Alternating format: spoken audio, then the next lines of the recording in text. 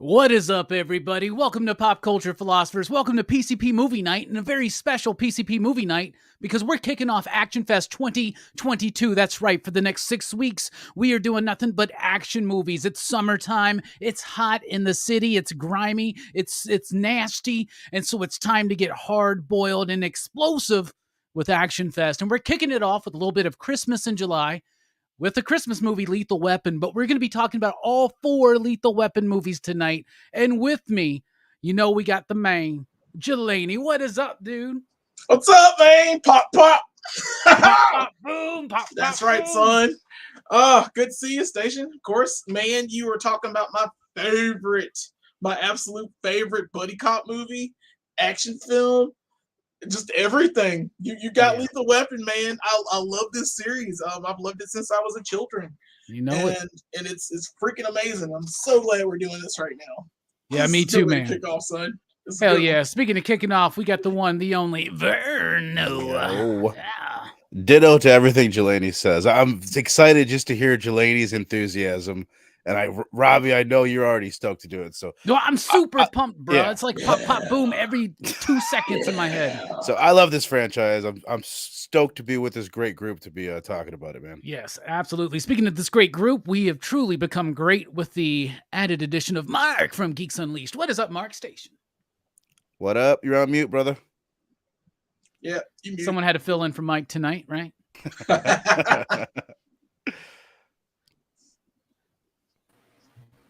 There it is. Oh, sorry.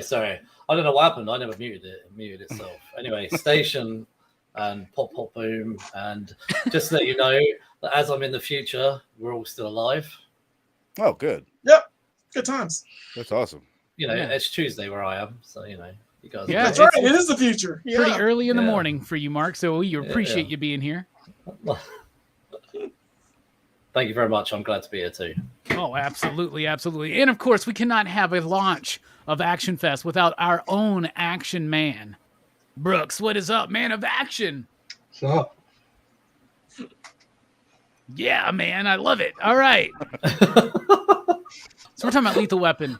overall, I fucking love this entire franchise. I've been on record plenty of times saying it's one of my favorite action franchises, by far my favorite buddy cop franchise, because what other buddy cop franchise is there? What, 48 Hours? They did 2 of them, you know, but Rush the Hour. buddy cop movie, Rush Hour, owes a lot to Lethal Weapon, right? People have said it redefined the buddy cop genre by its focus on character. That's what makes this whole franchise stand out. Even though it does get more comedic and it gets more action-packed and more ridiculous as the series progresses, the series overall maintains the core root of being about these 2 dudes and their lives, their own personal struggles. This is in a time of nothing but like Rambo, Arnold Schwarzenegger, Commando, like machismo type stuff to show a family man and to show a dude who is like broken and is experiencing some serious fucking trauma and sadness and depression, right? He's suicidal when this movie starts, right?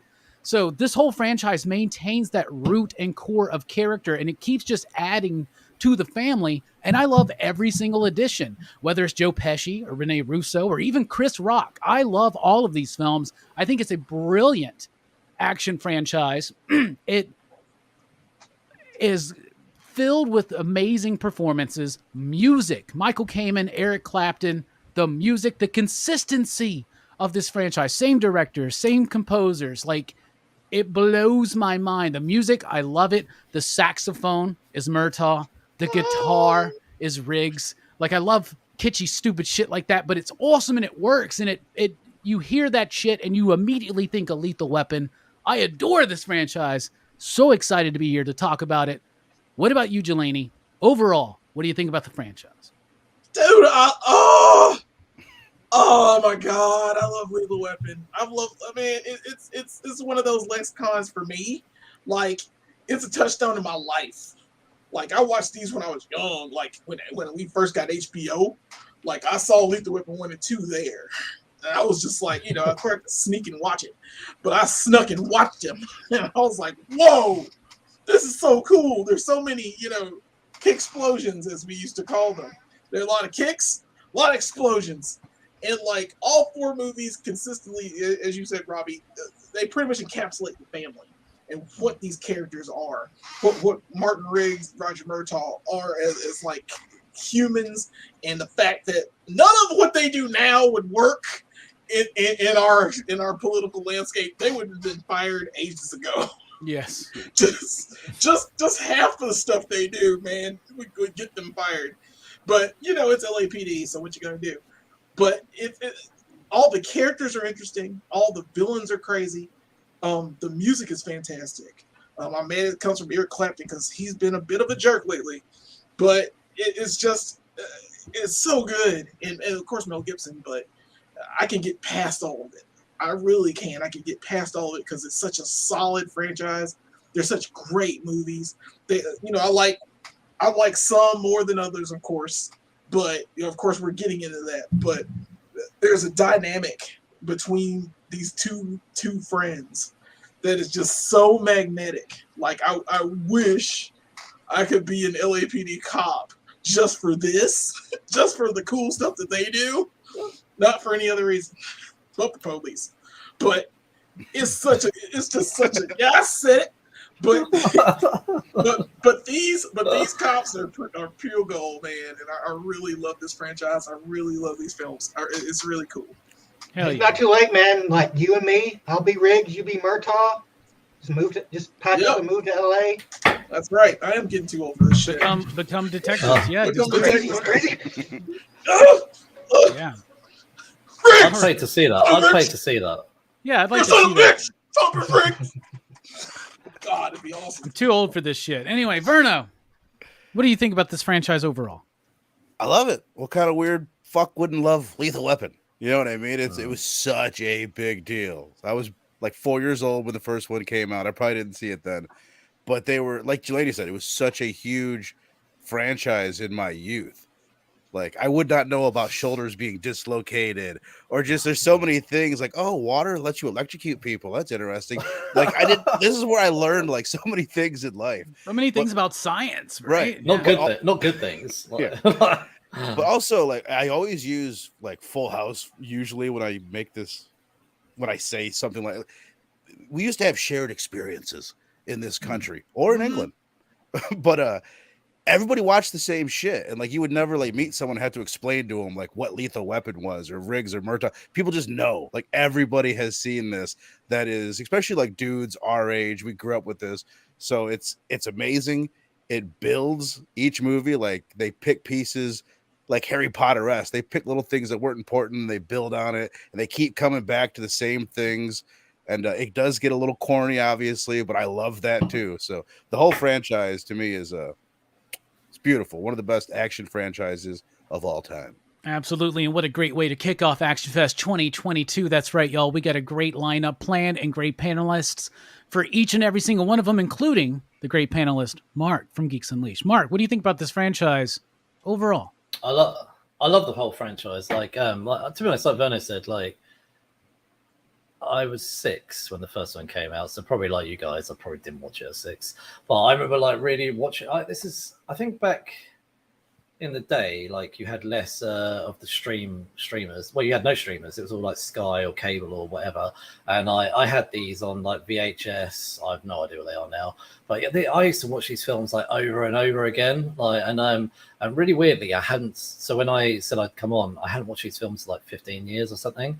And when I was rewatching them, even though like my memory of something that I hadn't watched 15 years, I was like, oh my God. I like the bit where Murtaugh's sitting on the toilet. I was like, yes, I remember this. Like, and I like straight away, I can't remember any of the words, unfortunately, other than, you know, the typical like throwaway lines like, oh, I'm too old for this shit. But like overall, I do love this franchise. I do think the villains are typical of their day. Like they're not really fleshed out. Like they're very copy and paste. But I do love the fact that like throughout all 4 films, the relationship between, you know, our 2 buddy cops and their families like evolve. And like, even I love one of the things that, you know, how in the first movie, the house is destroyed. I love that in the second film, the house is still destroyed. And, you know, they sort of just carry these little things on. And I just love how they sort of, the evolution of the family and the sort of, do you know what it made me think of actually while I was watching it? Like found family, like Murtaugh. Riggs needed a family. You know, he comes into this world or the Lethal Weapon world probably 2 days away from killing himself or doing something that would have killed himself. And Murtaugh is at a point where he almost needs to be revitalized. You know, like they both need each other, and to come into contact with each other is you know, people have different thoughts in it. If it was real life, you'd say it was God or something like that or whatever. But it just the fact that they two find each other at a point in their lives when they need each other, and then you just see the evolution of that relationship. And there's little things like you said, Rocky. I'm talking. Rocky. We're gonna put like. But no, it's late where Mark is, everybody. Let's forgive him, okay? I'm tired. Like, and no, but there's little things like where Riggs walks in and grabs his like washing off the washing machine at the house. Like, where does you know, where did she put my washing? You know, and I like how he helps himself to the fridge. I was like, he's like the intelligent version of like Joey. I was thinking like back in the day, like, and Gibbler. Like Joey from Friends, obviously. Like, and I don't know. I just love all 4 of them. The villains for me are not great. They're just throwaway villains, but I just love the family. They're mostly dynamic. forgettable. Like, They're forgettable. Yeah. But, like other than Jet Li, but that's only because it's Jet Li. Like, so I don't know. I just love them all. I would just like to add, I love the TV series as well. I absolutely love the TV series. So I never saw that one. The main guy was from our city, our hometown. Or was he? Yeah. I watched all 3 seasons. He was a butthole, and that's why they fired him and like killed him off the show. What's his name? What's his name? Crawford something. The guy who played Rick in the TV series. They got rid of him after 2 seasons. Then they get rid of him, and then they bring in Sean William Scott. You're like, what? Right. What? You can't do that. He was That's Riggs' brother. Yeah. He was good. No, he wasn't Riggs' brother. Originally, he was going to be Riggs. Originally, he was going to be Riggs' brother, but they created a brand new character for him. And he was actually really good. His name was Briggs. Briggs. Speaking of Briggs, Brooks, Yeah, what do you think about this franchise overall? Well, to be honest, like when this was first announced, I wasn't as enthused because like a few years back, we've done this. We were planning to do this at ActionFest, but it got pushed back, and like we ended up not doing it. So I did watch like all 4 movies, and by the end of the 4th movie, I'd kind of like I was less enthused about the series. But once I started rewatching it from the first one, I kind of like I was like, oh yeah, they're like I refound the magic of this franchise. And I still don't care much for the 4th one, but I do see like certain things about it, that maybe I didn't before. Like I kind of I value it more than I did back in the day. But overall, this franchise is a lot of fun. Like for me, like I measure these movies by like you have a stupid meter and a fun meter, and like you want the fun and the stupid to like be pretty close to each other. If it gets too stupid, then like you don't like it as much. I don't like it as much. But overall, these movies are a lot of fun, even with all of the like ridiculous stuff, and. But it's a lot of it has to do with like the characters, and their I guess Riggs and Murtaugh's chemistry more than anything is what carries these movies. Yeah. Like despite how ridiculous it is, like by the beginning of the 4th movie, when he has him like take his clothes off, I'm like, does Murtaugh have brain damage in this movie? Like, you don't have to do that. You can just go out and squawk your arms. Like, they leave. Like, why does he say? Like, why does he believe that? Like, you really? Riggs talks him into anything. Yeah, you would think that. Like, you think I distracted him? Like, You think it worked? Riggs is always like just ribbing Murtaugh and like playing jokes on him and goofing on him. And, See, this is what I love about this franchise is that they do this whole extended bit at the beginning of Lethal Weapon 4, right? And how expensive is that shit with the flamethrower and everything that blows up and everything? All of it just for a joke, for a juvenile joke of tricking Murtaugh into going out there in his boxers. Yeah. It ramps up through the series. Like Murtaugh becomes the butt of the joke more and more, and he becomes more and more aloof and like stupid, like Brooks said he is. He's like, he's dumb by the end of it. Yeah, pretty much. All right, let's get into each and every movie. We're going to rate them, and then we're going to talk about it. So, Jelani, first of all, we're going to be talking about Lethal Weapon, the first one, of course, directed by Richard Donner, written by Shane Black, though it did have Jeffrey Boehm, who did us some rewrites to make it a little bit more brighter, a little bit more funny, because the original script was very, very dark. Of course, Shane Black always puts his stuff around Christmas, it seems. He mentioned that in this one, it felt very appropriate because that is a time where a lot of people are dealing with loneliness and depression, right? And so that kind of elevated to him the state that Riggs was in the beginning of the film. Obviously, I love this film. We all do. This is what started it all. It's much more of a grounded film than all the others, right? Some would say it's more of a hard-boiled detective police drama than it is a full-on action film, but that stuff does happen as the series progresses. But Jelani, overall, what do you rate this film out of 5 possible you digs, and why? Okay. For Lethal Weapon, I shall give it. This gets a 4 or 5. This is a 4 or 5 movie. It is very awesome. It has boobies to start off with, so I'm already a fan. So did that just get the 5? Yeah, it should get a 5, but that's where the 0.5 comes off to start. 0.5, yeah, sorry. 0.5 is decent because it's a good film. It's still solid. Gary Busey, Mr. Joshua, is still a nutso character. He's one of my favorites in the series. If you're gonna have a villain, you should have like a nut job that's just willing to kill anybody to get to where he is. Some of the villains later, like, they get away with absolute nonsense, and the police department aren't after them. He actually works under the radar, except for the helicopter thing, which was nuts. But there's so many like good bits in this movie. The music's fantastic. I love the that sex is clean, and it's a lot more prominent in this film than it is. Well, 1 and 2 have the same kind of amount of sex, but the others kind of die it off. If you're watching it in another room and someone hears that music, they think you're watching like Red Shoe Diaries or something. Right, too. Right. It's sexy time music, but it's such, I don't know. I love the depression of Martin and the ineptitude and the not really ineptitude, just the sadness of Murtaugh trying to retire and get his life. You know, he wants to just start over again. And by the way, on a comp salary, that is one hell of a house. That is a fantastic house, you know, to drive cars through. It's just absolutely brilliant. But 4 or 5 for me. Music's great, characters are great, story's very solid. It's just, I don't know. I think there might be one better. Oh, okay. Yeah. Don't bury the lead, but all right, a 4.5 from Jelani. And you out there in the chat, what do you give the first Lethal Weapon? And some brief thoughts on it. Verno, you are up, my man. The first Lethal Weapon. What do you think about this film? By the way, just want to point out, Richard Donner was a producer on The Lost Boys. And in the movie, they walk by a movie theater and it says, this year's #1 sensation, The Lost Boys, now playing. It's a nice little bit. Nice. Oh, yeah. Go before I cut you off. Yeah, I'm so sorry. I forgot. I have a list, and I have a list of how many times they say I'm getting too old for this shit.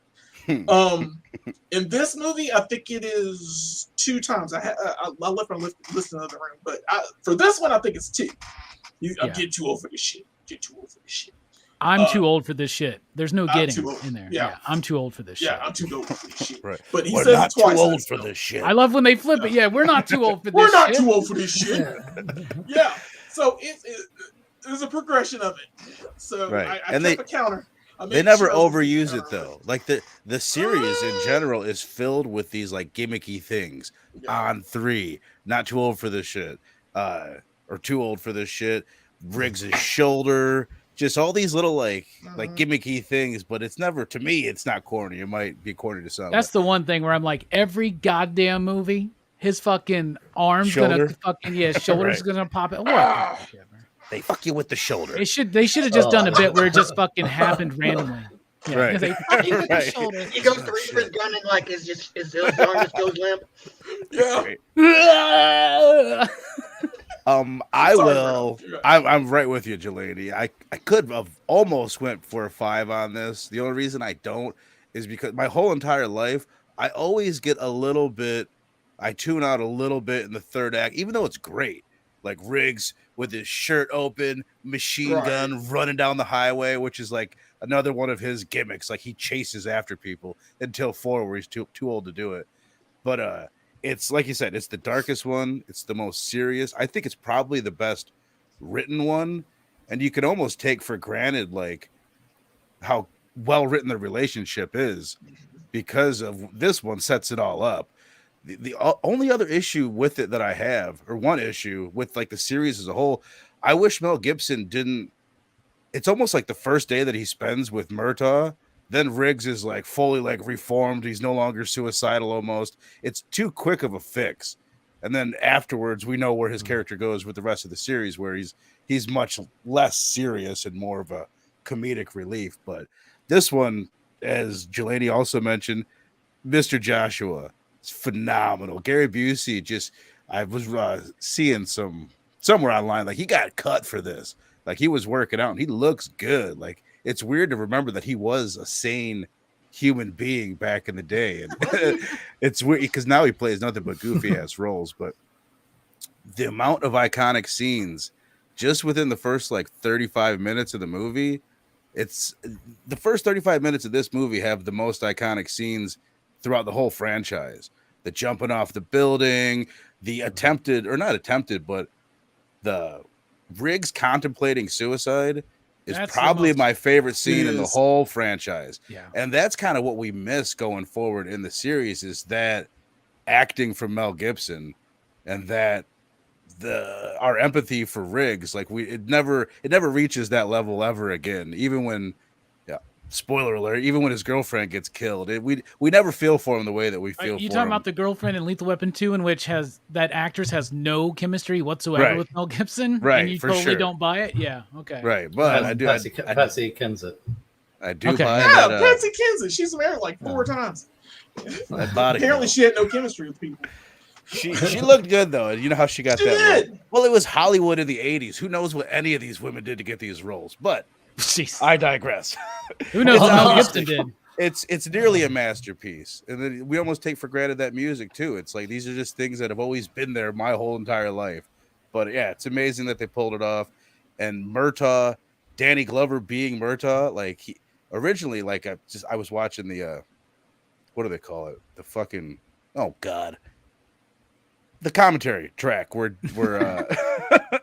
where Richard Donner, who's the worst commentator on a movie of all time, he's terrible. He'll say nothing unless people ask him questions, and they never intended it to be a black dude.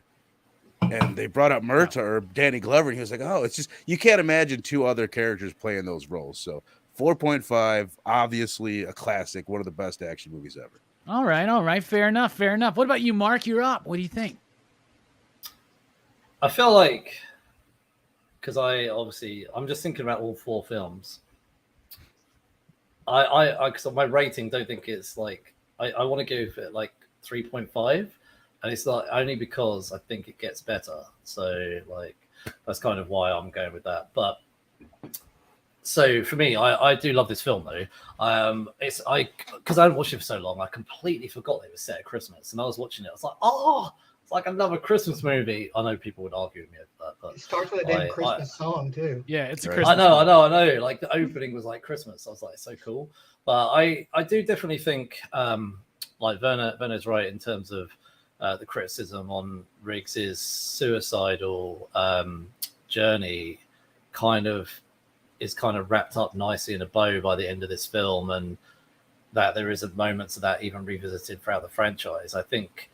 Like something like someone, I've never wanted to kill myself, so I don't know. But like, I can imagine if somebody was to go through a journey like that, it wouldn't just be wrapped up within a few days. I can imagine if I was probably to relate it to something that I'm probably more aware of, not for myself, but things like alcohol or drugs. I can imagine that temptation probably would pull you back, because it's like depression is something that people fight with for a lot of their lives. I just can't imagine that in 2 or 3 or 4 that you wouldn't just see even glimpses of that depression kicking back in. So yes, it's nice that he has moved on, but it was kind of the strength of Mel Gibson's acting though, like on that rooftop where he's just trying to talk that guy off the rooftop, like, and just how he just actually just jumps with him. It's whole momentary, like, because he doesn't care necessarily if he lives. And just you see those moments throughout. And yes, it is nice that he hands the bullet, to Murtaugh's daughter, who hands it to Murtaugh. Like, I think it is nice that kind of that journey is brought to an end. I just think it would have been nice later on to maybe potentially revisited it. But I think it was a great pairing for the both of them. I think the strength in this movie is definitely the relationship between Mel Gibson and Danny Glover. Like that obviously carries this film. I don't think it was carried on as much as there's other great actors in this film. It is 100% carried on the relationship between these two. And I would say it is probably more of a serious film, slightly wacky, less comical than the others. But yeah, no, I overall enjoyed it. I think it was a good start to the franchise, which in my mind just gets better with every movie. So, Interesting. I cannot wait to get into all of this later on. Oh yeah, Brooks, what about you? What do you think about the first one? I love the first one. I think the first one's the best one. I give the first one a 5 because, I believe the first one, like I was talking about the stupid fun meter. I think the fun meter stays like higher than the stupid meter throughout most of the first movie. It does have it does have a lot of stupid things in it. Like the first Lethal Weapon, it reminds me of like when you're like a little kid and you're playing cops with your buddies, and you're like you're gonna be the grumpy cop and I'll be the like crazy cop, and like like the villains and everything. It's like it's just so. It's kind of got a childlike quality to it in a way, but that's kind of what makes it so endearing. Like, this is how we used to think about cops when we were kids. Like, they're heroes who rush out and they fight bad guys and they stop crime and and all these things. Like, before the grim reality hits us later in life, that most of the time they're just the guys that pull you over and take your money. Yep. and your weed. Yep. and bust you for that. Said weed in jail. Yes. Yeah, Yes. but I mean, Right. like just for keeping the dream of the hero cop alive, I'll give Lethal Weapon 1 a 5. You digs? Hell yeah. Nice, nice. I'm going to give it a 4.5. I think it's the best of the franchise, but I think it's very close to another one. But I love it. I like the more serious tone. There is a director's cut of this that I used to have because they were in the shiny metallic DVD cases. So when I'm watching the Lethal Weapon movie, I was even telling somebody, I was like, I love this scene where he's like walking up to the shooter and he's like not caring and the shooter's just shooting him and he's just like walking towards him and it's just barely missing him. And I don't remember who I was talking to. It was either Jelani or Mike, but they looked confused. And then I watched the movie and it's not in there. And then I'm like, maybe it must be in 2. It's not. It must be in 3. Well, I know it's not 4. It's in the director's cut. So on Blu-ray, they haven't released those director's cuts. So we need a really badass Lethal Weapon set. I'm just going to say that. But then the director's cut, there's another scene. It's before he goes and busts those dudes at the Christmas tree, drug bust or whatever. There's like a shooter. I think it's at a school or something, right? And all the cops are just barricaded around and he just straight up walks there into the line of fire. And the guy's like shooting at him, but just missing him. And then he just like reaches out and just shoots the dude like from the like in the window. Kills him. I remember loving that scene. There's a scene where he breaks his TV. He has to go get a new one. There's more of that of him in that trailer, and I think it evens out his journey a little bit. But I remember liking that director's cut. I wouldn't say that the movie needs to be longer, but I like that director's cut. I would like to get the chance to see it again. I no longer have those DVDs, but I like the movie. Great music. It's the chemistry. You guys have all hit the nail on the head pretty much. I love that in this franchise, the same people who play the Murtaugh family keep coming back, even though most of them aren't actors. Like they don't decide to pursue acting. Like the oldest sister, I think the only movies she's in are these Lethal Weapon movies, right? And I love the film. I think it's got a good core through it. I love Tom Atkins in it, just randomly. Tom Atkins, I always forget he's in this fucking movie. Yeah. And the eggnog. That's a stupid bit. The eggnog bit was stupid. There could have been a little bit of red coming out of there. I mean, come on, it's rated R. Right. You know, you start off with blow and boobs. So like, I mean, why not like show a little blood in the eggnog spurting out, right? But anyway, so I'm going to go 4.5. And now let's take a look in the chat and see what everybody was saying. I got to point out the pool cover scene. I think about that like every time I see a pool with a cover on it. Dangerous. It scared the shit out of me. Yeah. Like, I could almost call this a horror movie because of that scene. Two Gun Pedro gives it 4.5. You digs. BJ gives it 3. You digs. I think he had asked, is it similar? Bad Boys similar to Lethal Weapon? Bad Boys owes some stuff to Lethal Weapon. Every buddy cop movie pretty much does. Mm-hmm. And I thought Bobby had said something too. Where is it? JT says 4. You digs. And Bobby says 4. All right. Let's move on to the second film. Second one was in 1989. I remember this very vividly because it came out the summer of Batman, right? And so like everything was about Batman and Lethal fucking Weapon that summer. So I remember that vividly, and I think that was probably when I may have seen Lethal Weapon 2 before I saw 1, but I remember watching it on VHS. I didn't go to the theaters, but I remember watching it on VHS. I love Lethal Weapon 2. I think it's absolutely amazing. It continues on the journey of these characters. Riggs finds a little bit of love, but just like Rambo and Rambo Part 2, loses it like immediately. But I like this film overall, and I'm curious what you think, everybody here on the panel and you out there in the chat. So, Jelani, Lethal Weapon 2, what do you rate it and why? Okay. This one for me gets 5. This is the 5 you dig movie for me because this actually solidifies the group like of Riggs and Murtaugh. It's a lot. It's a little bit lighter. I think the villain. I think this is the best villain. I don't know about Jet Li or whatnot. I think the South African diplomatic community asshole is the best villain in this series. Just because of how him and the guy that kills Riggs' wife.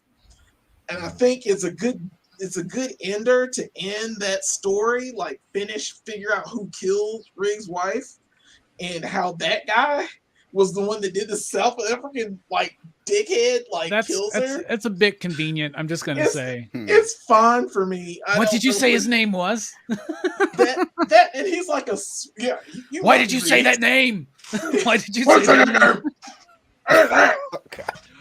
But it's good. I like Patsy Kensit. I don't know what it is. I just think that she was gone too soon. I hated the way she died. Like, she didn't have to die, and they killed her anyway, kind of situation. Of course, they had no chemistry. Of course, all this stuff. And Riggs was super creepy and super weird at how he got her to go back to his house. But it's still, I don't know, something about it. It just felt natural that he would do something like that. Like, he's just being Riggs, and I think that little romance or whatever that was, I liked it. I like love stories, and how ill-fated this one was. I like the music in this one.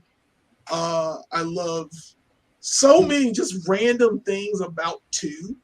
2 to me feels like the most put together, because it's these 2 right now. They're getting into their groove. They're at the beginning. They've just gone through like total hell in the first one, and still they're able to come out on top, even after all of those things, after all those situations. I just feel like that movie, and plus you get the added bonus of Leo Getz, who, I don't know if we're talking about favorite characters, and I'm sorry, Verno, but if it was yours, I'm sorry. Leo Getz is the best freaking character to me in this series. Whatever. I don't know. Whatever. Okay. They treat him like absolute crap throughout the entire time. He gets his redemption in 4, but that dumbass frog story. I fucking love that. I love that so much. Something about the frog story. I hated the frog story when I first saw it, because I worked at the movie theater when it came out, so I watched it in the big screen. 3 and 4, I watched it in the theater, but something about Leo Getz, I don't know what it is. I just connected that dude. He's just like angry and loud and screaming and fuck you, I want to fuck you. So I don't know. And I love the whole scene where he's in the hotel and he's like, I didn't order a hamburger, I ordered eggs. And like the guy tries to kill him, and they all fall out of the window. Riggs, like, they all jump into the pool, and like Riggs is punching him in the face.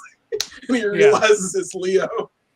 I mean, I love that. I love just the cleanness of that. I don't know what it is. Like, they shouldn't have lived. None of them should have lived from the height and the fall and the water. But whatever. That's one thing those movies back in the day taught us that was totally wrong. Like, oh, it doesn't matter how high you are up. If there's a swimming pool, you're good. You're totally Gravity. You're dead. But I mean, even if they'd have survived, that would have fucking hurt. Yeah, that would have hurt. They just get up. They're like, oh, that was wild. No, but I love one more thing, and I noticed this in all 4 movies too about Murtaugh. Murtaugh always cocks his neck before he shoots, and every time he does it, he does not miss, and it is the coolest thing ever. I don't know what it is about these films, but yeah, these little tropes and things always pop up. It reminded me too. But every time he cocks his neck, he shoots and he never misses. So it's all these little things. The music's fantastic in this one. It is my favorite overall story. Like, these South Africans shouldn't have been able to do half the shit they did. I don't care how much diplomatic immunity you get. If you piss off cops at some level, just bend your boot. Well, and the movie is for sure making so in the first movie, in plenty of places you see like end apartheid like stickers and stuff, like on the Murtaugh's refrigerator. One of the kids is wearing an end apartheid shirt. And apparently, like, some people were angry, right? Some people were really angry about that and kind of like sent death threats and shit to Richard Donner. So he made it the fucking plot of the sequel, right? It's awesome. It's awesome. Yep. But I remember at the time, for those of you, if anybody that wasn't there in that time, like aware of it, but like that was, I know we all were here, but like that was a very like, that was one of those rare times where everybody was united. Like, yeah, dude, that's wrong. Right. Like, what the fuck? And there was a lot of Free Mandela. pressure being put on, on all that stuff going on. I didn't understand any of that when I was a kid.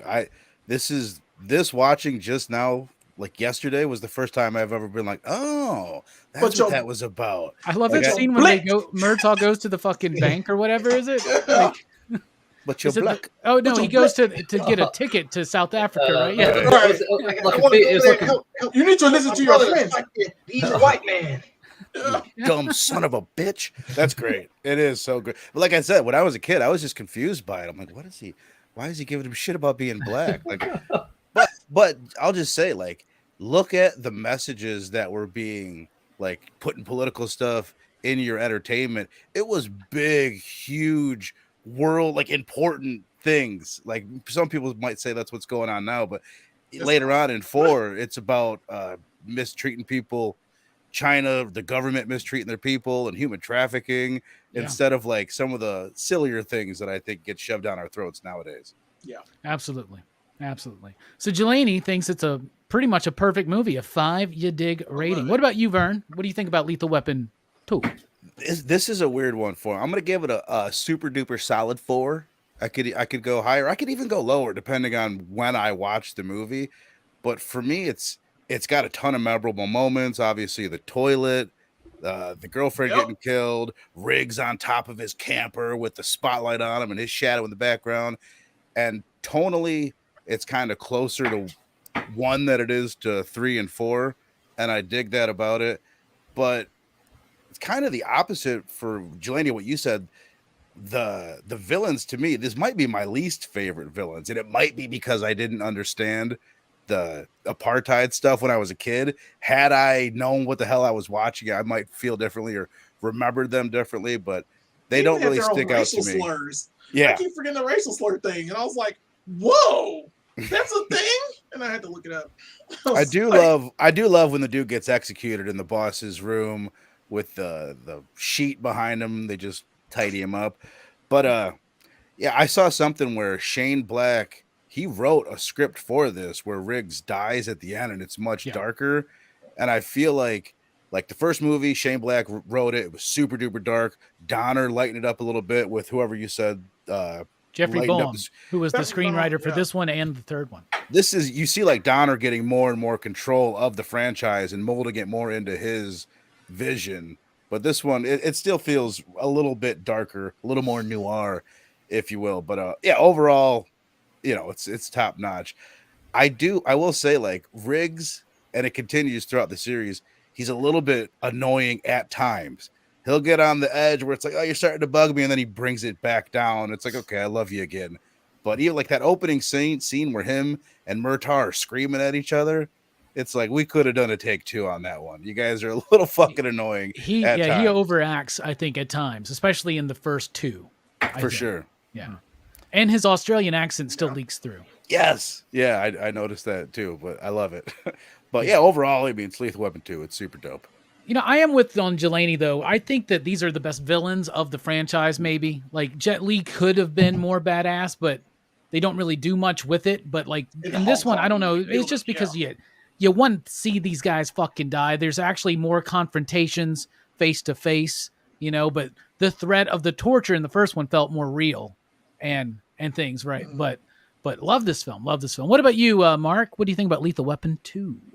I would say with this one, I'd give it a 4.5. Like, I think this is a pretty solid movie.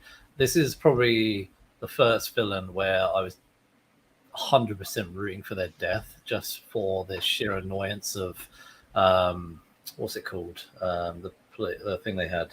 Diplomatic immunity? Yeah, diplomatic immunity. That just annoys me. It winds me up in anything you watch. Like, oh, diplomatic immunity, I can go kill whoever I want. Like, and apparently Murtaugh gets away with killing him. Right. Because like there's some major consequences on that one, probably. I'm sure he got. I'm sure they gave him some stern talking to. Yeah, stern talking to. I'm sure behind closed doors they said high five, but you know, like I can imagine it was one of those conversations behind closed doors. Their boss was like, "They were selling drugs. They were selling drugs and making money."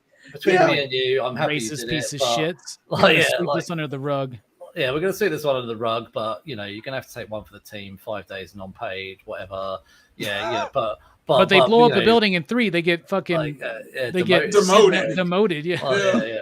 Yeah, but that one was a little bit like, you know, the public probably found out about that one, so there's no hiding that one. Anyway, back to 2. So Patsy Kensit, who you should know about, Robbie, married one of the Gallagher brothers. Yeah, Liam, right? Liam. Yeah. Yep. And that's literally all I ever know her from, and Holby City, which is a terrible BBC show, which over here. Anyway, I can just imagine her in arguments with Liam, and he was like, "And you were shite in Lethal Weapon 2." Actually, just talk about Patsy Kensit. Like, I did like that scene between Riggs and her in the supermarket. Mhm. Like, it did make me laugh. Like, I can imagine me being that kind of idiot in a supermarket, like just having a laugh, not necessarily chatting up a girl, just being like annoying in general. Like, I was that type of annoying guy when I was younger. Probably still can be that type of annoying guy that would have happily have turned someone's shopping upside down and thought it was hilarious. Like, I remember doing some similar things when I was younger. So I quite related to that whole comical moment, and because I know that I did something similar in there's a video shop we have over here called Game. I remember doing something like that. Anyway, I love just even little things like how we got Dean Norris in it in the background, like who became so big later on in Breaking Bad. And I had to write this down. Nesta Serrano, who becomes like really big TV actor as well. I just love how they have those little things in there. But I agree with Jelani. Joe Pesci is just brilliant. Like, probably one of the best characters of this whole franchise. Like, don't get me wrong, I know Mel Gibson and Danny Glover are great, but Joe Pesci's so good, like so funny. And I don't know, just Joe Pesci just, his humor is just so good. Like, I just love the fact that he's keep bringing him back. I really love this film. I think it's a really great movie. Like, and I know, Robbie, you said earlier it was convenient that one of the killers was Riggs's wife's murderer. I did think that was quite a nice way of kind of carrying that element from the first movie and wrapping out. I know it's convenient, and it is convenient, but that's TV and movies for you. There's a lot of convenience, because I did find actually across all 4 films, Riggs and Murder to me just feel like 2 bumbling cops sometimes, that they kind of just like they fall into crimes.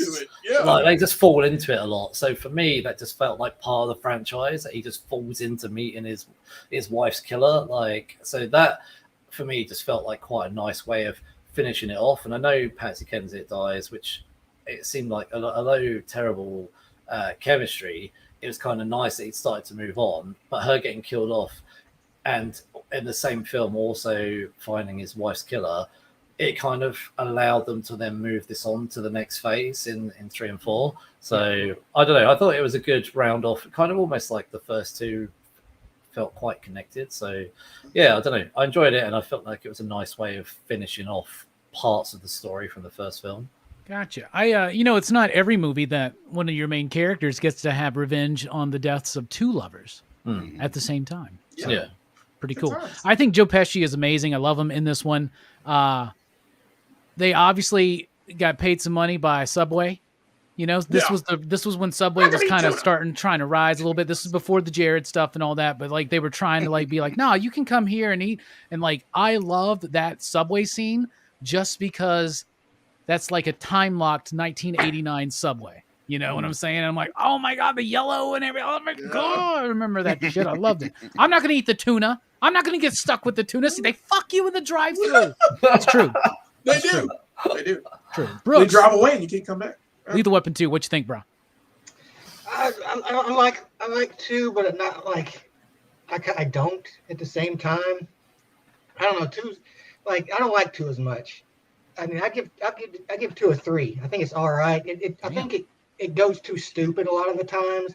Like, I hate the stupid forced romance that just happens halfway in the movie, and I don't like the whole these guys murdered Riggs's wife.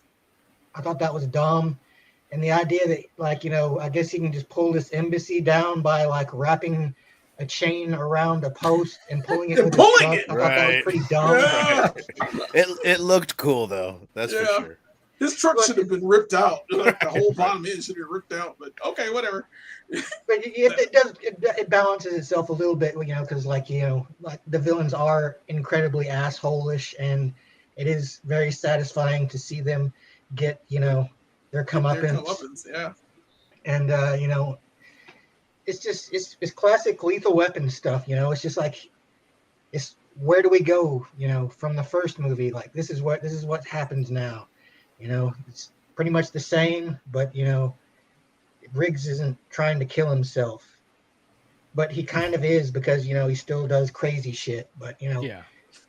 he doesn't do it because he's trying to die. He just does it because He's a it makes him thrill feel junkie. alive. Well, the only thing that keeps me going, pal, is the job. The job, my friend. I'm not crazy. Yeah. All right, man. I didn't think. Wow, that's harsh on Lethal Weapon 2, but fair enough, Brooks, fair enough. You out there in the chat, let us know, what do you rate Lethal Weapon 2 out of 5, you digs? For me, I'm going 4.5. I think it's like Lethal Weapon 1, Lethal Weapon 2. I mean, it's right there. I don't like the chemistry between Mel Gibson and what's her name, right? But I can forgive that. And I do like that bit in the movie, and it's very memorable in my head, like that underwater scene when he has to like leave her. Like that was burned in my head. Like that scene fucked me up when I was a kid. I was like bothered by that, right? But I like the film overall. I like, you guys hit all the points. The villains are assholes. You want them to fucking die. That fucking neck cock at the very end by Murtaugh, bam, has just been revoked, is like one of the best one-liners in 80s action, period. Yeah. Absolutely love this film. I'm going 4.5. So that was 5 from Jelani, 4.5 from me. Was a 4 from Vern, 4.5 from Mark, and a 3 from Brooks. Wow, Brooks. Out here in the chat, Bobby's giving it a solid 4. And James says, I have a soft spot on Loaded Weapons, Joe Pesci, Leo impression. Okay. They F you in the drive. Yeah. The I love it. Okay. Whatever. They treat him like shit. And he's an interesting character, too, because when you think about it, so his whole shtick is that people go to him and he can make things happen, right? So everybody who... I'm sorry, I just got distracted. Vernon was making gang signs or something. I was saying hi to Fable. I apologize. What's up, Fable? He doesn't have any real friends. That's why he's like following these 2 cops around for like 3 movies, because he has no real friends. And you get that speech towards the end in 4, but he doesn't have any friends. Everybody just wants to use him for what they can get him for. And it takes 3 goddamn movies for Riggs and Murtaugh to understand that. Yeah. I was buying time for another rating, and Two Gun Pedro says 4.5, you digs, for Lethal Weapon 2. Get those ratings in. We'll flash them on the screen as we talk about Lethal Weapon 3, which they did in 1992. I remember it vividly because that was the year of Batman Returns, right? So, damn. So that movie, Lethal Weapon 3, is now, what, 30 years old? Wow. It's almost like Harry Potter and Lord of the Rings, but it was Lethal Weapon and Batman. Yeah, exactly, right? I love Lethal Weapon 3 as well. We get Joe Pesci returning as Leo Getz, but he's a little bit more on the up and up now. He's just trying to be... He's a real estate agent. Yeah. He's a private investigator in 4. Yeah. He's a real estate agent. They're trying to sell Murtaugh's house. Yeah. And we have the whole shtick with there's 8 days to the retirement of Murtaugh, and he's got to do everything right and by the book for 8 more days, and he's good. But of course, they blow up a building in the opening bit of the movie. And that's another thing about this entire franchise. Their opening scenes are always really badass, right?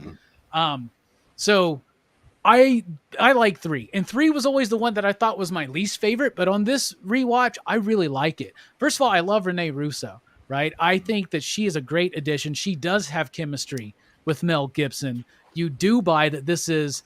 a chick that Mel Gibson's character would be into, that would actually like fall for, right? They have a nice kind of vibe back and forth. Murtaugh's story to me hits hard in this, where he kills the kid. I would have liked to see them maybe dwell on that a little bit more. Definitely.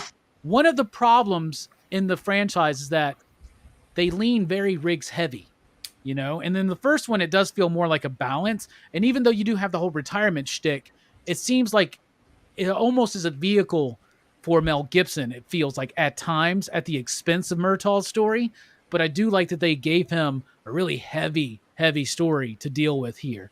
But I do like this movie. It held up very well. The villains are some of the worst in the franchise. Their whole plot, it's just the former cop. It's so stupid and just out in the open, but it doesn't matter. Doesn't matter. This is the best Mel Gibson's hair looks in the entire franchise. So you got to give props for that. The action ramps up. I think it's a dope movie. What about you, Jelani? What do you think about Lethal Weapon 3? And there you go. What do you rate it? What do you think? Okay. With Lethal Weapon 3, it's a mixed bag for me.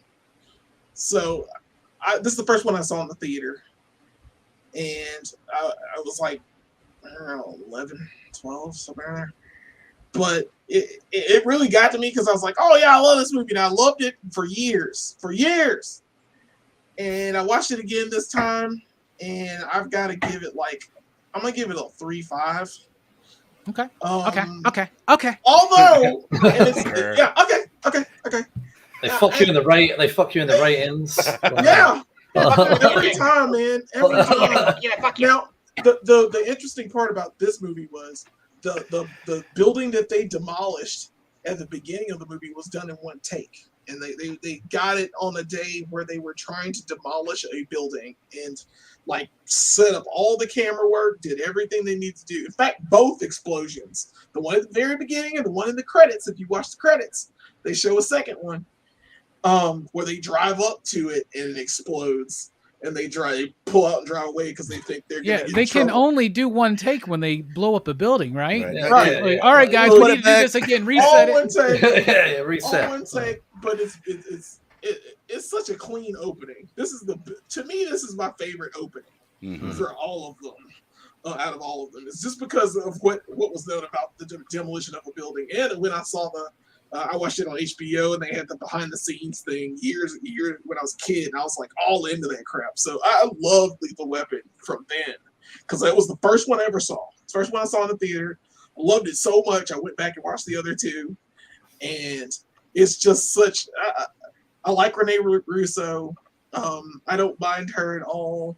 She's very, she's what Reese would like. She's very just internal affairs and all this other stuff, and wanting to catch these guys. But Jack Travers is the absolute worst villain of this franchise. He brings it so far down for me because this man is walking constantly into a police station and he's not wanted. He is wanted for murder. This man shot somebody on camera. Yeah, but he puts his hand up to his head. So you know what I mean? No, that's all he needs. They have him on camera shooting the guy, and they're like, "There's not an APB out for him. Nobody, he's not on the news." They're trying to. Why are they trying to keep this up? I have no clue. I love the cop killer bullet angle about these cop killer bullets being out in the streets. Cop killer, Ex-cop killers. Yep. And it's so, I like how he goes out with the cop killer bullets. And it's a former cop supplying young gang members with guns. With crazy weaponry. It's once again for no reason making a pretty cool statement with the story, actually trying to do something. Right. Mm-hmm. Terrible pension. That's it. That's our. But you're causing murders and mayhem, and people know you're doing it, and yet you're still and the whole chase and all that other nonsense. I'm like, man, bruh. And you go back to your construction site, they don't know where you are. It's just it was so nonsense. There's one bit you just made me think of this when you mentioned the construction site. I thought this was hilarious. When bad guys follow the fucking hard hat rule. Yeah. They're bad guys. I kill people, but everybody wear your fucking hard hat right now. You never know. OSHA. Give the captain his hard hat. So that's funny as shit. Like, what? So it's just so many little dumb things in this movie that I like. I guess because of the nostalgia, I was blinded by nostalgia goggles, which usually is a good thing. But seeing it again now, I was like, God, this is pretty dumb. I don't know what it was. I don't know what it was about this film that I was just like, I like the Rottweiler. I like Sam, his dog from 2, is missing from this movie. I don't think he's in that dog is in this movie. No, but he shows up in 4. In 4, yeah. Yeah, he shows up in 4, but he's not in 3. And I'm like, why don't you have your dog? It's just weird little things like that. And it was like, yeah. Okay, whatever. Maybe it was at the vets. Maybe it was at the vets during this movie. Yeah. Got shot. You know how Riggs is. Yeah, got shot. But so it's fine. It's a good movie. I love the explosions. It's worth your time and effort if you're going to complete the set. So yeah, I'll give 3.5. All right, 3.5. This is the one that has the scene at the hockey game, right? Yep. Yes. Yeah. Okay. Oh yeah, Travers, we're coming to get you. Yeah. This is Why aren't there cops? Why aren't there cops? It's like, wait, they're just waiting for the one guy, and then Leo just ruins it when he's like, "He's over here, guys. He's over here." Yeah. Right. Now, well, he get the fuck away. He ruins it by getting up and running away. Yeah, just fucking sit there, bro. Yeah. Riggs is so goddamn smart, you know. I keep forgetting this because I want this to be a thing, but it's okay. About to getting too old for this shit. All right, the first movie, Murtaugh says it 3 times. In the second movie, they say it twice. In this movie, they also say it twice. So it's pretty okay. It's mild for how many times it's done. Right. We haven't gotten to 4 yet, but 3, up to here, it's been said pretty cool and cliche-ly. Like you expect it to happen. They done pretty well in this. They do repeat the bits, right? And so like, what is Leo? He says, what is it in this one where he says they fuck you with the? I can't remember because it's cell phones in 4. It's 4 and it's the drive-through in 2. Drive-through in 2. Can't remember. And Fable said, by the way, going back real quick to part 2, the toilet scene is the best, I think. I love that fucking scene. Because Danny Glover's performance, man, he's been sitting on this fucking shitter all goddamn day, and he just goes, 20 years. First time I've ever had the bathroom to myself. No wife, no kids knocking on the door. Just me and my sportsman's magazine, like sports, like boaters magazine. And he's like, how long you been here? He's like, since all night, since last night, man. It's like, oh my God, this poor guy, man. Oh God. I love it. All right. I can sympathize with that. And by the way, all these movies, all the villains have opportunities, prime, beautiful opportunities to kill Briggs and Murtaugh. All you gotta do is kill them, and they leave them to die in some of the dumbest ways. I forgot what Jack Travis did. I forgot what he did. God, 3 is kind of forgettable for me. All of a sudden, but like, this is so many different ways that like they could have died, and I'm like, this plot armor is way too strong for these guys. I don't mind it. It's just you should be dead by now. There shouldn't be Riggs or Murtaugh, and especially in 2, especially in the 2, yeah, 2 with the toilets and trying to kill them all, and Riggs just going ham in the trailer. I mean, when you got a goddamn helicopter, machine gun fire coming at your little tiny trailer, and you somehow make it the fuck out of there alive, right? How? Yeah, and you drive. I would not have driven her back to her apartment. I would have driven immediately to the police station. We'd have gone immediately to the police station and be like, hey, can you watch her for a little bit? Some crazy shit's going on. We might want to. And then they're like, sorry, bruh. I got a skeleton crew tonight, man. We actually have moved the police precinct. This is precinct 13. It's an assault. Vern, what do you think about Lethal Weapon 3? It's so close. It could be my favorite, but a lot of it, this is like the most nostalgic one for me. Because of the age, I think. I was about 10 years old when it came out. I might have went to the theater and saw this, but I watched this one a trillion times. Mm-hmm. And this is when it's like 1 and 2 go together, like one of you mentioned earlier, and 3 and 4 go together tonally. You know what I mean? This is when it's more comedy, more goofy, less noir. Stooges. But I love it. It's just got so many great moments for me, and I think it flows. It never gets boring. It keeps you entertained. Leo gets. Well, I had like a list of like just like the great moments from this movie. Oh, what I do with it? It's the best opening scene. I love how stupid and cartoonish it is with the bomb. Like, I'm gonna cut the red one. Like, I'm gonna cut the blue one. No, you're blue. You said red. It's so stupid, but I can imagine. Right.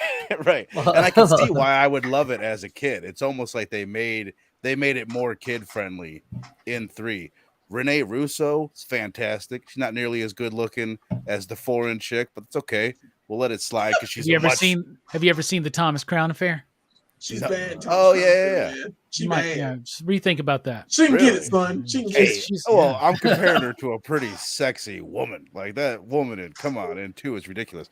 But the dog biscuits. Rianne. Oh, the dog biscuits. Yeah, oh my God. God. So many stupid things. The gunshot in the locker room. That scene that scene, and then Robbie, you touched on Murtaugh killing his buddy's friend. Yeah. Those are two of like my favorite bits in the franchise, but especially in this movie. I love Riggs like standing up for Murtaugh. You fucking hell! He starts banging on lockers after the gunshot. Yeah. And just Danny Glover's performance in that scene is really. Is this the girdle one too?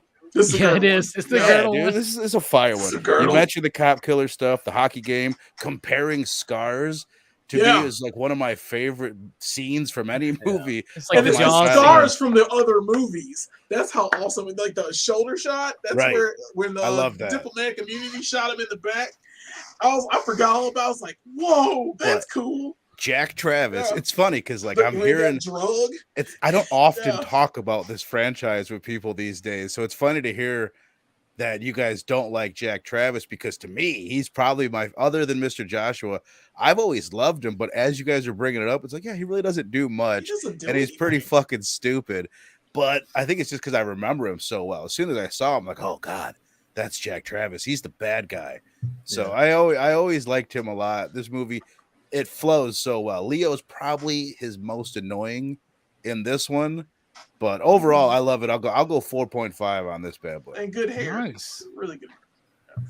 4.5 from Verno. Nice. What about you, Mark? Lethal Weapon 3. Yeah, no, I'm actually at 4.5. Like, this is a really strong film for me. Like, the opening scene is fantastic, just blowing up a building. I just think it's such a great opening for a movie. Just, the two guys just blow up a building, and you just know they're going to get shit for that. And like, I did remember a lot of this film, which shocked me. I knew when they went in there, they were going to blow up the building, and I literally was like, I was saying it, I was like, I swear this is where they get demoted afterwards, and then they did get demoted. But yeah, I love that whole scene where he's like, Murtaugh, get a cat. Like, and just like, oh, see, it's so good. Like, and there's some real great moments in this. I love how like Leo does become like their third wheel, and I know we talked about his friendship with both of them throughout the movie, throughout the franchise. But it's just like they clearly like him. Like, I'm sorry, Mark. I just remembered the bit. They fuck you at the hospital. Hospital bills $10 for aspirin. Why do you need a rectal exam? I love it. I love the doctor just letting Riggs take the chart. Let me see that chart. It's like ridiculous. Do you know what? There's so many iconic moments throughout this film. Yeah, the chart thing, the like what Verno said, the scars, obviously the friend getting killed. Just throughout the whole film. But yeah, that to come back to that chart, I love the fact that like Riggs is like 2 days. Like, he's like, okay, 2 days. Like, walks off with the chart. Like, and just like, this is just such men thing to do. Like, just basically, men have got no problem shitting on each other as friends. Like, if women did this to each other, fallouts galore. Like, people wouldn't speak to each other for years on end. Like, but like men could do this to each other and just have a beer like 2 hours later. Like, I don't know if you guys have ever seen. Riggs is like his way to show affection is to fuck. Yeah. Basically, like that's the kind of thing. Because he loves the Three Stooges. Yeah, like that's why. He's a goofy guy. There's another scene in the director's cut. There's another scene in the director's cut of one where he goes and he finds a sex worker. And he pays her to hang out with him all night and watch Three Stooges. That's all they do. Just to keep her off the street for the night, though. And like that's basically it, right? And to have some company. But yeah, that's another cool little bit. I forgot about. Yeah, Riggs throughout this film and the next one where he in the fourth one where he keeps sticking the newspaper article up of Murtaugh naked in the boxer shorts or whatever. But just like when Riggs keeps doing all these winds up, it just reminds me of like me and like my friends as we were growing up, just like winding each other up. And I don't know if you guys ever watched a British TV show called The In-Betweeners. You should watch it if you should watch it if you haven't. There's a scene in The In-Betweeners where one of the guys is drunk and he thinks it's a good idea to draw on his girlfriend's driveway how much he loves her. And all his friends are sober and they're like, yeah, it's a great idea. She'll absolutely love it. And like, I just remember dying thinking, that's literally the kind of thing men do to each other. Like, it's clearly a terrible idea. Like, and just do it. Yeah, she'll love it. Like, and just seeing like Riggs throughout this film, just how he constantly winds Leo and Murtaugh up. Like, and just you know, they just let him do it to them. They just like the relationship is just so good that they just let Riggs constantly like wind them up.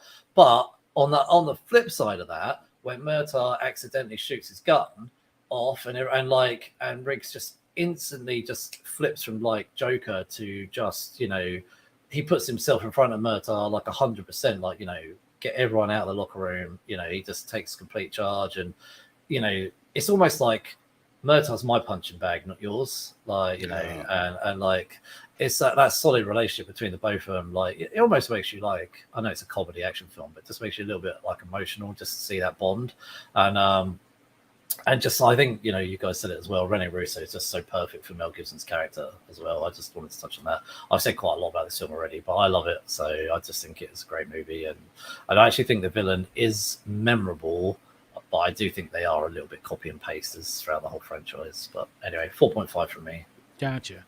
I do love the bit where they get demoted down to patrolman, but it is ridiculous, that Mel Gibson ponytail. Right. Yeah, it is. Yeah, it is. Yeah. Ridiculously Ponytail awesome. the bullet. Oh yeah, when he says go get your hair cut, and he's like, I won't buy it. Yeah. Right. Yeah, so everybody out there in the chat, go ahead and get your ratings in right now for Lethal Weapon 3. Brooks, what about you? What do you think? I like 3 a lot, actually. I think 3 is probably the closest to the first one out of any of the movies in the franchise. It's stupider than the first one, but it's still a lot of fun. It has a lot of good scenes. Like, I love when they get demoted and they have to wear the blues again, and like Riggs like gets this guy for jaywalking, and he's just a complete asshole for no reason.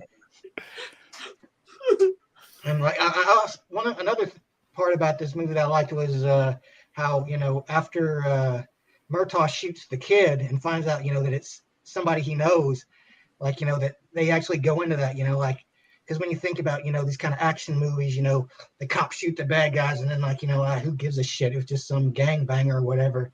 Yeah. But like, you know, that gangbanger was a person, you know, who had family and, you know, relationships too.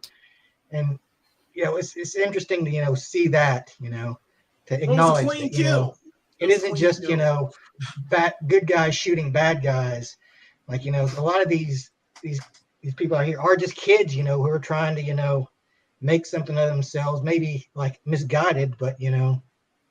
And when it's tragic. When we're first introduced to that kid, I think was his name Daryl or something like that. Yeah. When we're first introduced to him, he's a friend of Murtaugh's son. Right. And so you think they're going to go into this very obvious tropey cliche thing where he's being tempted to join the gang and his dad's a cop, but they don't. They do something different with that. And that's one of those very impactful emotional scenes is his confrontation with his son when he's showing him how to shave, because it's painful to watch that kid try to fucking shave the way he was shaving, man. It's like, oh my God, bro. Okay. Let me just ask. Okay. Let me ask.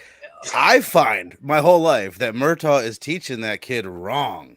I find you get the smoothest shave if you go against the grain. Is my face different than your guys? If I just shave down, there's going to be stubble. If I flip that bitch and shave up, it's smooth as a baby's bottom. See, but even with my skin, if I did that, I would get bumps like crazy. You don't do that because you go against the grain. It goes back into you're supposed to go back into your skin to the point where it grows incorrectly.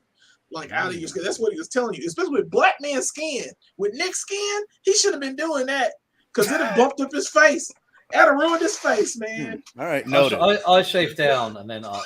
Yes, down and then up. I agree. Down and then down. One other thing I got to throw in before I will go up on my neck, but if I shave here, it's only down. Yeah. We can't move on from 3 without just mentioning Dolores Jackson, who's the woman that's driving Murtaugh and hitting on him the whole time. I just Sergeant Murtaugh. Yeah. I love Sergeant Murtaugh. Yeah, it's hilarious. Sergeant Murtaugh. Mm-hmm.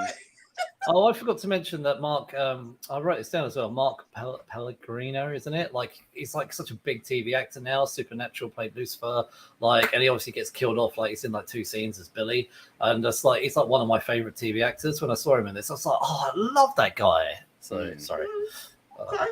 Nice. Brooks. Wait, did you get anything else? I'm sorry, you were in the middle of your thing. We just got distracted. Well, another thing I really like Lorna, like the introduction of her character in this movie, like and like he was saying earlier, she does seem like, the perfect match for somebody like Riggs, their whole like competition with the scars and everything. Like she has everything that the romantic interest from Lethal Weapon 2 didn't have. And I love that she's, that she can kick ass too. And like, I was kind of hoping, like, when I saw this, like, man, maybe in like the next Lethal Weapon, like it'll be like kind of like Murtaugh's getting ready to retire, and it's going to be like, more Riggs and Lorna. But that's not how it worked out. But I thought that would have been cool. Mm-hmm. And I don't know if I gave my rating, but I give this one a 4. It's a cut above average for me. I think it still does have a little bit of a little bit of the stupid spikes here and there, but overall it's a lot of fun, and like I like it. Hell yeah. I'm going to agree with you and give it a 4. 4 you digs for me. And what's crazy is that throughout, like the last time I revisited these films, I was thinking 3.5. Like it was my least favorite, but I still like it. I like it. This was probably my favorite time watching it, aside from being a kid, watching it when it first came out, right? So I think it's super strong. I like how they bookend it with, the first Lethal Weapon opens up for Murtaugh. We see the family walk in while he's taking a bath and be like, happy birthday. And then they end it with this for his retirement party. But then, of course, he doesn't, and I love the bit where he's like, why didn't you show up to my retirement party? Riggs is like, I knew you weren't retiring. Right. Yeah. Plus, he didn't want to see his dick. He was like, oh, it's a little awkward. I know, but they do kind of address that, because in this one, they very clearly make sure you see the mom put a towel over his, I've never his noticed groin that. area. And then like somebody even mentions, does Leo walk in? And like, Leo walks in, and he even mentions like, this is a little fucking weird. You know what I'm saying? And there's bubbles in this one too. I think there were no bubbles. There's no bubbles, There's bro. just dirty like brown naked. water. He's just naked in the stewing. Yeah, but I do like it. It is dumb. It is probably one of the dumbest ones. But I have a lot of fun with it. It's got a lot of good action, a lot of ridiculous, cool stunts. So I'm down with it. So 4 from me and Brooks, and that was I got 3.5.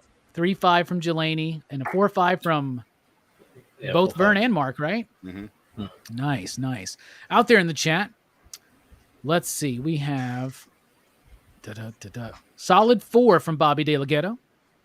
BJ says 2.5 you digs. Pedro says 4 you digs. BJ's moved it up to 3 you digs. All right. There you go. Good job, BJ. All right. Now it's time to talk about Lethal Weapon 4. Lethal Weapon 4 came out in 1998, once again, directed by Richard Donner. Jeffrey Boehm did not write the script this time. So something could have been lost there without having that guiding voice through the script, but I feel like with Richard Donner being the director and, of course, the actors, they're very familiar with these roles at this point. And you get to actually do a little bit more development with some of these characters because they're even older now, right? And they're dealing with different things. Obviously, it has Jet Li. This was at the start of him really starting to become known in America, right? Blow up. The script was written by the guy who did Cradle to the Grave. So probably the connection there with Jet Li. This movie is something that I watched. This is the first one I watched in a movie theater. I watched it twice because it was 2 separate dates. This was the summer before I started senior year. And I had a date with this one chick, and we went and saw Lethal Weapon. And then like a couple weeks later, I had a date with another chick. Different chick. Follow Robbie. Robbie just trying to point out how Robbie. big swinging dick. No, obviously it didn't work out that first time is all I'm trying to say, maybe. Whatever. If at first you don't succeed, try again. Right. I loved this film, especially when it came out at the time. I got a VHS copy over there. I think I got from Jasmine, actually, from Geeks Unleashed as well. But I really, I really like this one. On the rewatch, it's got a lot of dated, not so cool Chinese racism, like for real, like for a movie that has made strong statements about being anti-racist and anti-gun violence, and this one's kind of dealing with like, you know, human trafficking and shit. To have just so much casual Chinese racism is like, oh, so it takes it down a Rice, you little bit asshole. for me. Right. Yeah, man, like so many things. Like I'm gonna stick an egg roll up your ass, and it's just Right. it's ridiculous, Yeah. ridiculous. But There's a Delaney, scene where Mel Gibson has to speak in Chinese or something, and like he just like what just clear It's all over the racism. place, Like, man. well, I tell you what Yeah. though, I do fucking love the laughing gas scene. I Right. think that laughing gas scene is so fucking funny, and I love Chris Rock in this movie. I think he's fine. Delaney, what do you rate Lethal Weapon 4, and why? Well, Lethal Weapon 4 is not my favorite. It is known that it's not my favorite. It's the one I really, really wish they would have like not done. I watched it again last night just to be sure. And other than the last probably hour of this movie, maybe less than that, I really enjoyed. I really love from the point where they are at the meeting, where they find out about the phony money and the artist and all that stuff. That whole scene to the end of the movie, I completely enjoy. I absolutely adore it. Everything leading up to that part, okay, the laughing gas scene is cool, and I like Butters, Chris Rock's character. I do like him a lot. He is very funny in this. He's really good. He's even good in that scene where they're fighting and he shoots. He's shooting while he fights this one guy. He fights the one guy off and then shoots another guy far away. I'm like, that's badass. I like Chris Rock. He could have taken Will Smith back then and probably now too. But before that, I can't stand this movie. I don't know what it is. I have no clue. It's just, it's too long. It's overall, the story with the Hongs is weird. I get what they're doing. They're trying to make phony money so so Jet Li can buy his brother and the other It's like an guys. overly convoluted villain plan, I think. It's so stupid. I don't like Jet Li in it. I don't understand why Jet Li was able to get into the house and do what he did, kidnap the Hongs and burn that house down while all these neighbors and people are around. It was just so weird. It's just so many of this dump in that whole car, that high-speed car chase, which is fun, but it's too long. And it's just, everything about this, the scenes just went too long for me for this film, except for the last, almost the last hour of that movie. Well, not the last hour, it's last 35 minutes of the movie.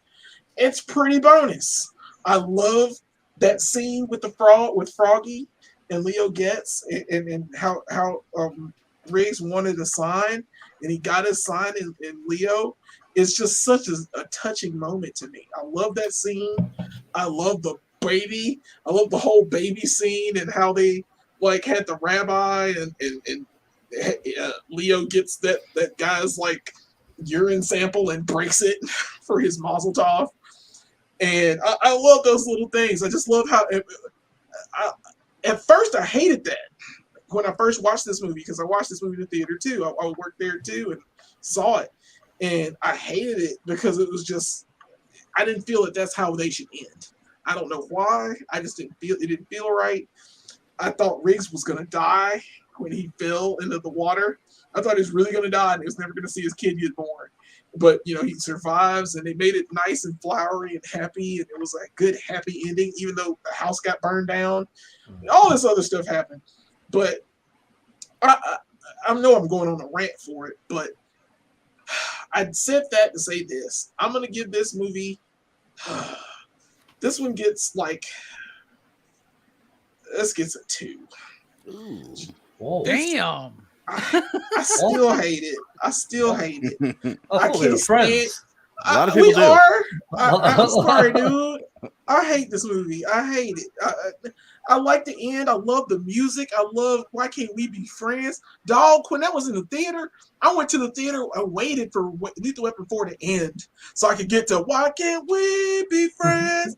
Why Can't We Be Friends? What are y'all, friends? No. And that, We're no, family. family. I do hate that though.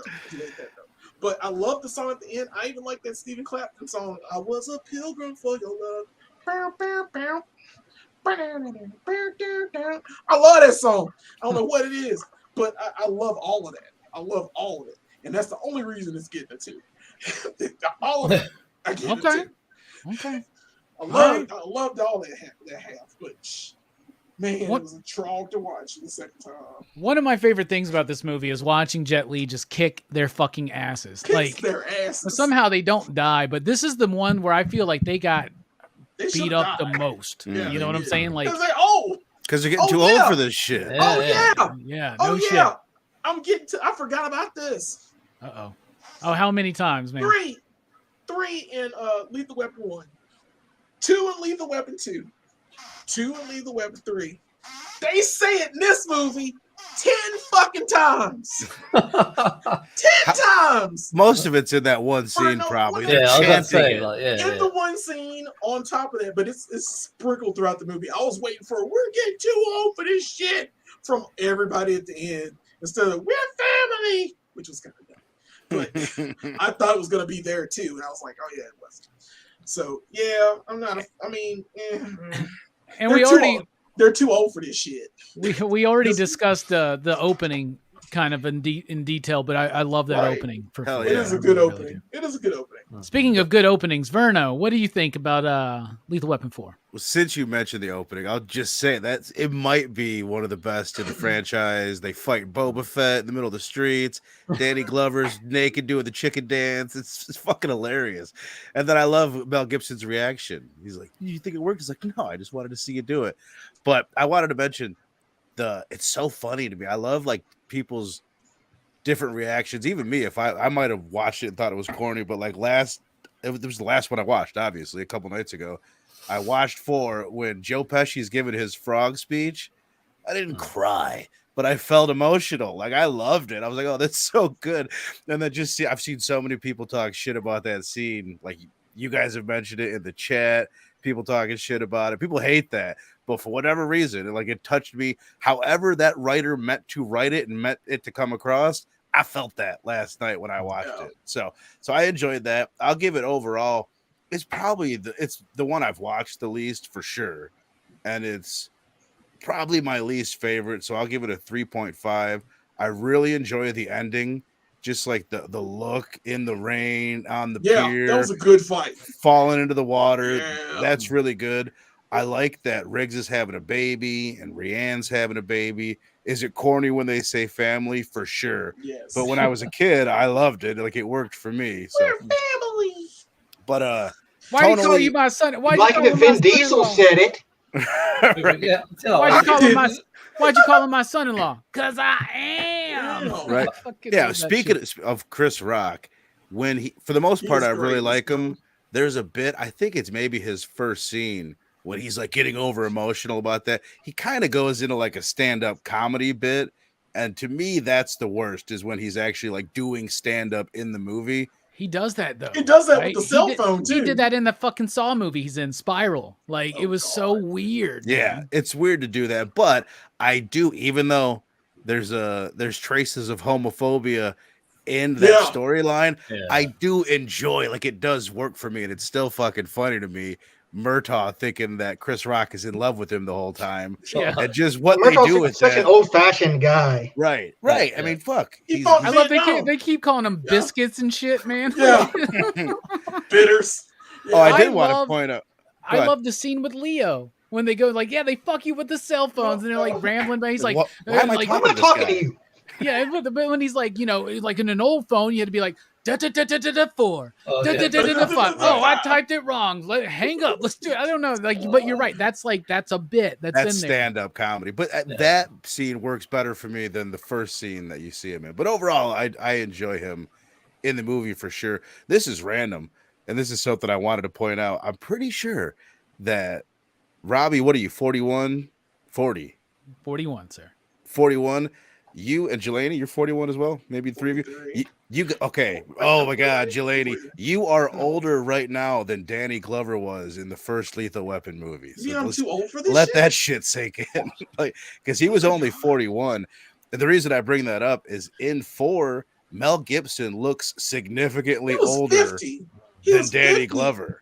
No, he was 50 in He was 41 playing a 51-year-old man, or Oh. 42. Yeah. Did they gray him up? Because it looks like he's overly gray in the I first one think in they particular. did. Yeah. Richard Donner was talking about this one scene where he's like, "Oh, Danny, do you have one more in you?" And Danny Glover had to be like, "Dude, I'm not really this old." He's like, "I'm just fine." And he picked Richard Wow. Donner up and he ran him through the scene back and forth. He was in terrific shape, but Yeah. he was just I a think good he actor. looked amazing in 4. And I think that's Yeah. one of the Right. reasons why they did the bit and the boxers, because he was like, I want to show everybody how good I look. Because he Yeah. didn't need the girdle anymore. Right. No, it's for my back, man. Oh, don't forget about the bit in part 2 where they're ragging on him for the condom commercial. I God. love that. The rubber tree. the rubber Rubber plant. plant, Yeah. yeah. Oh, yeah. But So There- funny. there's a lot of stupid shit in the movie, clearly, but there's a lot of it that works for me. I liked the other running bit where they're wondering if Murtaugh's on the take. And like it's been a while since I've seen this I'm one. So pointing I'm like, is he on the fucking take? Where's he getting all this money? But Trish is writing this book, and I don't know. It works for me for the most part. The story, Erotic novels. yeah, it's by far the most convoluted of the stories. None of the stories are really.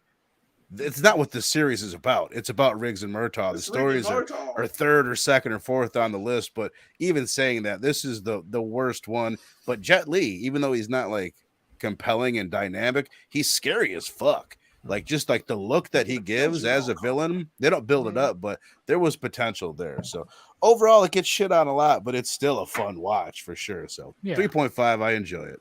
Hell yeah. What about you, Mark? 5. Oh, 5? 5. 5. You This can't- was the first one you saw. Oh, 5? No. I don't remember. I probably saw them in order. I can't remember. To be honest. Like, I was 17 when this film came out. Shocking. I was 6 when the first one came out. Do you know what? Like, I always find this interesting, like, comparisons, like, back in the day to now. I hate saying back in the day. It makes me sound old. This was released in the US on the 7th of July in 1998, and in the UK we got it on the 18th of September. You'd never get that shit now. Like it's normally a day at the very most, maybe a couple You days. sometimes get it before we do. Yeah, like most of the Marvel movies come out before you guys now. Like, and we normally get Marvel movies a day or two before you, which actually is done deliberately by Disney. They do it so we all start talking about it and start creating buzz on social media, and then it obviously like ripples, and then everyone in America starts getting stoked. So that I read that's one of the reasons they do it. Anyway, but like I just love the fact that like this had such a big gap. Like probably had some pirated copies floating around in pubs somewhere in back then in 1998. Anyway, it's the best opening scene of all 4 movies. The fact that they've got like a flipping supervillain in the street, like Firefly from like DC or something. Like it is straight honestly, up Firefly, isn't it? Like, it is straight up Firefly. Like honestly, it's such a great opening scene, and the fact that even like Riggs can't even be serious when they're potentially about to die. Like, take your clothes off. Why? Take your clothes off. Just trust me. Like blah blah blah, whatever. Then when they like kill the guy, he's like, did I really take my clothes off? Nah, man. Like I could have taken him out anyway. Like I just wanted to see if you do it. Like you did. Like I was like, this is brilliant. Like are those hearts? Like yeah, like honestly, these are the kind of friends you want. He'd have felt terrible if he got him killed. I know. Took his bulletproof vest off and everything. Like it's such a great opening scene. This is a very cheesy movie. Like, I'm not gonna lie. There's flipping family cheesy messages galore. Like you know, there's a lot of cheese there. I could see Fast and Furious probably pulled a lot from this. But no, I love it. I do think the villains are throughout the whole franchise just cut and copy villains. Jet Li only really stands out because it's Jet Li. I think if you replaced it with some guy you didn't know the name of, you wouldn't care. I think it just stands out for me because Jet Li is quite famous. Anyway, I would say you guys mentioned it earlier. My favorite scene in this movie, well, there's two of my favorite scenes. They've all got Chris Rockin, to be honest. Like I love it when Chris Rock is in the back and Leo pulls up and he's like, "Oh, who's the perp?" And then like Chris Rock just like loses his shit. He's like, just because you see a young brother in the back of the car, he's like, you know, and then he pulls out his gun, his badge. Like, obviously, I can't recount it word for word, but it's absolutely hilarious. Like, I literally was dying watching it. And then obviously they've set up like a sort of a little fallout, I guess, between Leo and Butters or whatever his name is. And then to see them in the station later and to see them like beefing about the mobile phone companies, I was dying. And like just like Riggs and Murtaugh are like head in hands, like what is going on? They're just watching this like this. You can imagine they're kind of trying to work, and then you've got these two goofy clowns next to them. And then actually my other scene that I loved was when Chris Rock is in the car with Danny Glover and Mel Gibson, and just Mel Gibson knows the secret that like Chris Rock is dating his daughter, and it's just he's just winding them up and stoking the fire even more. It's just honestly, I love all of this film. Like, I'm not gonna lie, it is cheesy, and at the end it's a nice little touch with the frog story. And like Verno said, the frog story got me as well. It made me actually finally feel for Leo, because Leo had been this like character that they just kind of shat on throughout all three movies that he was in, and suddenly he turns around to like Riggs at a point where, you know, Riggs is like obviously still in love with his wife who died, but he's obviously now starting to form his new family and feels a bit of guilt.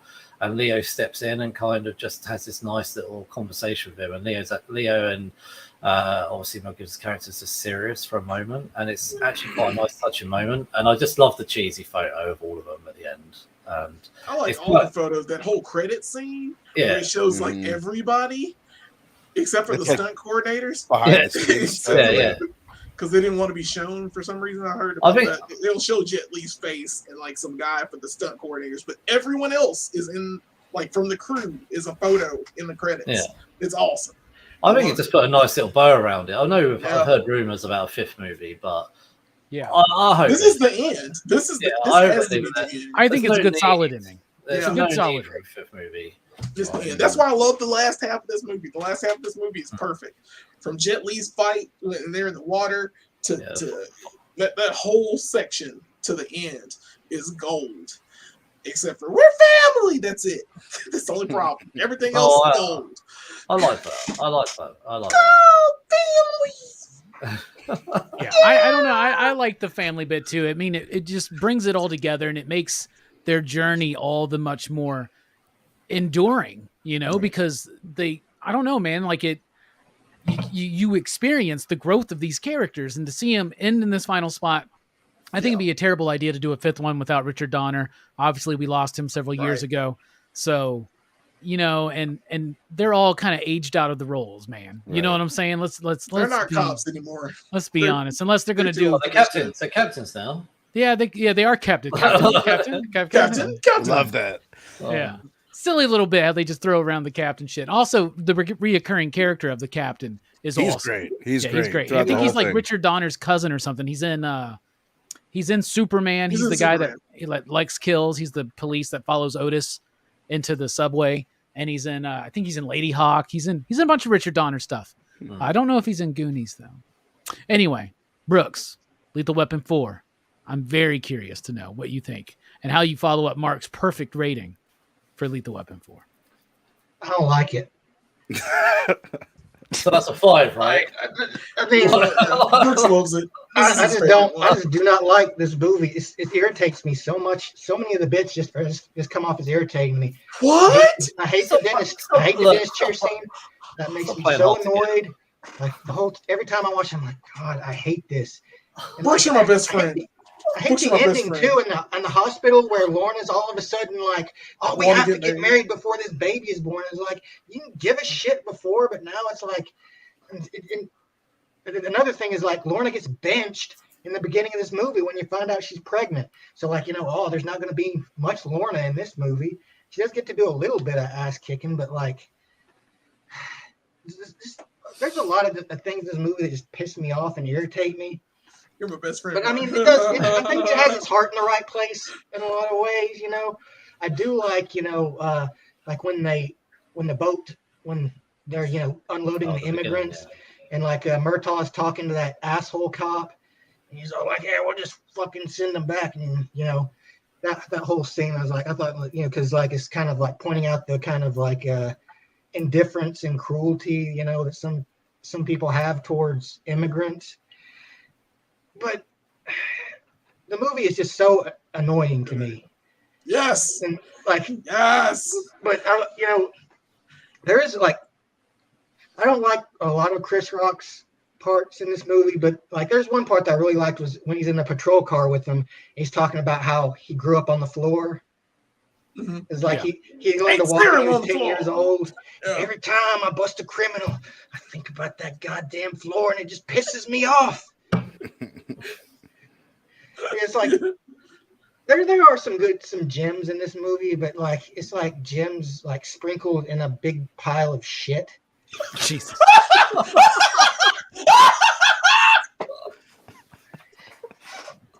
I mean, I give this movie a 2. Because like, even though like I don't like it much, I can't say I hate it either. You my homeboy. I can't say I hate it. It does still, it's got some redeeming qualities to it. But overall, like the thought of having to watch this movie again sends chills down my fucking spine. Like if someone was like, "Hey, bro, we're watching Lethal Weapon 4. You better sit down. We're gonna watch this movie. You have no choice." I'd be like, "Oh my god." The cold sweat would start breaking out on my face. Would you rather watch this or Hellraiser? What was it? Judgment? Oh, I'd watch this before Hellraiser Revelation. What about Iron Eagle? Revelation. What about Iron Eagle? What about Iron Eagle?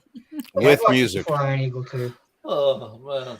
All right. Well, I don't know. Like maybe if I watch Iron Eagle with the proper soundtrack, might be better than this. I think you'd like it a lot better. But okay. Yeah, like okay. Robbie just what Leo gets without trying. Yeah, right. It did. It was not for me. Oh god, that was one of the funniest reviews I've ever had. That's great. Yeah, that was great. I'm going 3.5. I like it. I thought it would be a 4 for me, but the Chinese racism kind of bothered me this time, man. I was like, oh man, come on, guys. And I don't, I usually so necessary. I know. Yeah, it's so, like, and it's like, so I don't know, but apparently Mark said that they had gotten Mark in the chat, not this Mark, said that that they had gotten flack for it at the time, which was deserved. So yeah.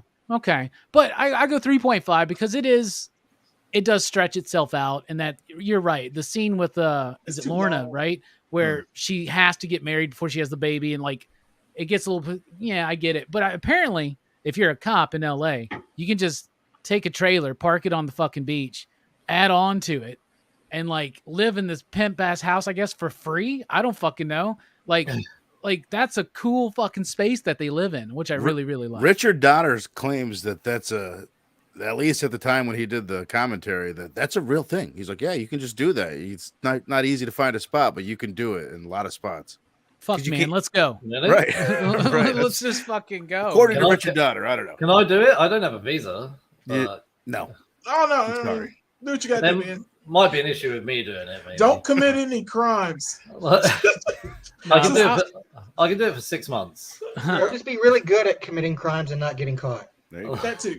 I'll go 3.5 though, because I like Jet Li in this movie. I still love the opening. I love the chemistry between Murtaugh and Riggs, and the addition of, continuing to develop the stuff with Rene Russo and Joe Pesci and the addition of Chris Rock. I like it. And they finally destroy that fucking house, don't they? But I like it. So 3.5 from me and Vern, and a 2 from Jelani and Brooks, and a 5 from Mark. So we cannot be further apart, y'all. I would just like to clarify, by the way, like obviously I don't agree with it's okay, Mark. The racism obviously I don't agree with, but the 5 is for everything else. So. Oh, clearly, no, I get what you're saying. Yeah, clearly. It's okay, Mark. We forgive you. Two Gun says 3.5 for Lethal Weapon 4, 4.5 from Bobby, and I think BJ gave it a 2 up here. Yeah, 2. All right, so real quick, it was the end of the era, and I think that it is a good capping off of Lethal Weapon. So for me, the best is 1, then it goes down to 2, then 3, then 4. So real quick, just put them in an order. But to me, it's diminishing. It's 1, then 2, then 3, then 4. What about you, Jelani? It'd be like 2, then 1, then 3, then 4. Okay. What about you, Vern? I'll go 1 and 3 are almost tied, then 2, then 4. All right. And Mark, this is a very interesting list here. Yeah. I feel like it's probably backwards, like 4, 3, 2, 1. You think they just get better? I love it. I love think that. they get better. Like, I love these films. The Well, yeah, action I definitely I gets love better. them too. Yeah, Like, the action's I awesome. think they just get better. Like the comedy, I love the comedy and the action formula. Like I think there's a place for serious stuff like Training Day. Like, you know, it's a great strange Super buddy dark. cop. Yeah, it's super dark, dramatic film, like dramatic in action. Like there's a world for that, but this is like, I love the action comedy world, and I just love how it gets more funny and more action packed with every movie. So, you know, I love Training Day and I love those kind of dark sort of police type films, but I love that this gets funnier and action packed with every movie. So yeah, Hell yeah. Action's cool. That's what these are for. It's still my favorite. This is still, I mean, knocking the movies. These are my favorite movies. Like all 4 of them, in some form or fashion, you know, get me excited for like summertime and action and explosions and just hot craziness. This is it. This is where it all starts for me, at least. But they just vary. They're just varying levels. Yeah. What about you, Brooks? How would you rate them? Rank them? 4, definitely. I'd go 1, 3, 2, 4. You sure you want 4 at the end there?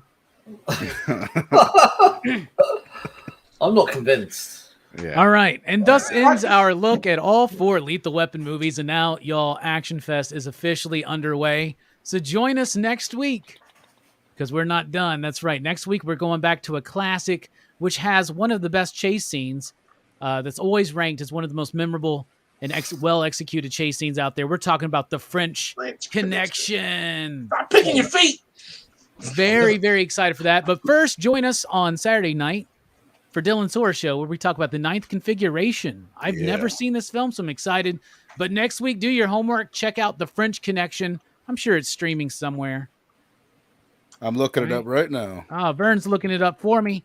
And as he's looking it up, Jelani, thank you for being here. Final thoughts, bro.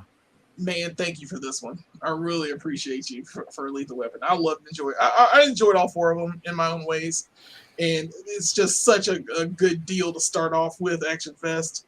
I can't wait for French Connection. I haven't seen it in years, but I love it. I love that movie too. So, I mean, we're off to a great start. We're ready. We're amped.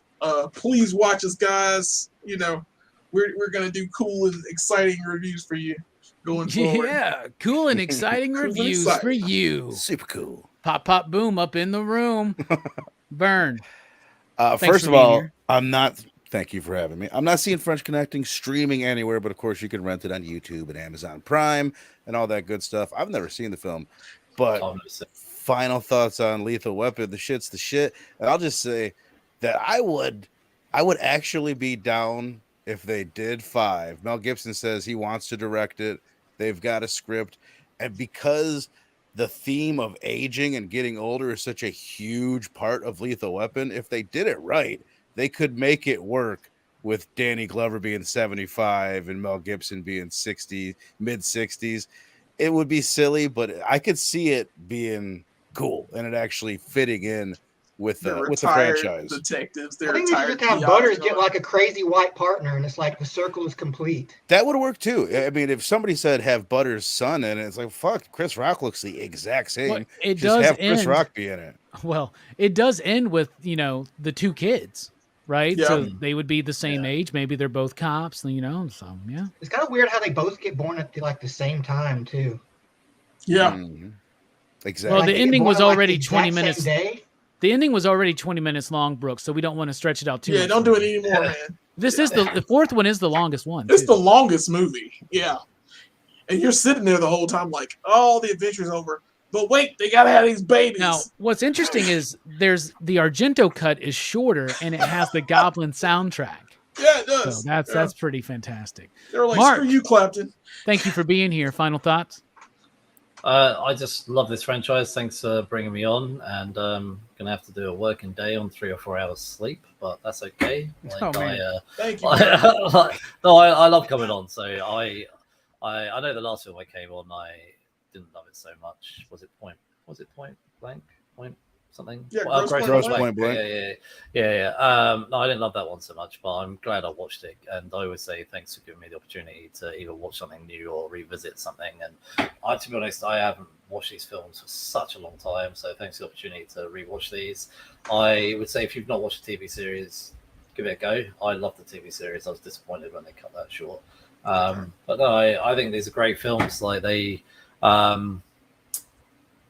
generally stand the test of time, other than obvious things like the racism. The racism wouldn't be used now in a film getting made now, but I would say generally stand the test of time, and they're great action comedy films. So there you go. Yeah.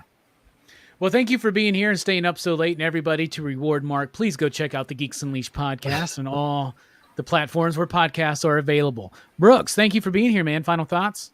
Oh, yeah. Don't take my shitting on Lethal Weapon 4 too seriously. It's a good series. Like even 4 is worth watching.